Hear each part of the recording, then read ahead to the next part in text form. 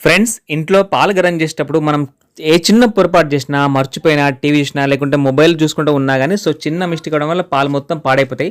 దానికోసమే ఈ గిన్నె ఏసుకొచ్చిన. దీన్ని మిల్క్ బాయిలర్ అంటారనమాట. దీన్ని స్టెయిన్‌లెస్ స్టీల్‌తో తయారు చేయబడింది. చాలా క్వాలిటీగా ఉంటది.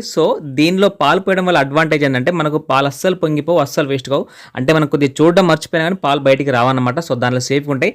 ఈ గిన్నె ఎట్లా పనిచేస్తుందంటే, దీనికి కనబడుతున్న హోల్ ఏదైతుందో అక్కడ నట్టు ఉంటది. దాని నట్టును ఓపెన్ చేసి మీరు పాల క్వాంటిటీని బట్టి వాటర్ పోసుకోవాలి. ఒకవేళ హాఫ్ లీటర్ అయితే ఒక పెద్ద గ్లాస్ వాటర్ పోసుకోండి. ఒకవేళ 250 ml పాలు అయితే చిన్న గ్లాస్‌తో వాటర్ పోసుకోండి.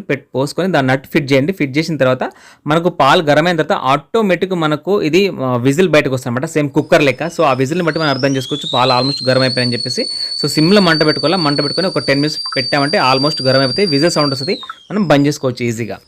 ఇది మీకు కూడా కావాలనుకుంటే జస్ట్ లింక్ అని కామెంట్ చేయండి. నేను మీకు డైరెక్ట్గా మెసేజ్ చేస్తాను. దాంతోపాటు ఈ కంటెంట్ నచ్చితే తప్పకుండా మన పేజ్ ఫాలో అవ్వడం మాత్రం మర్చిపోవద్దు. Thank you.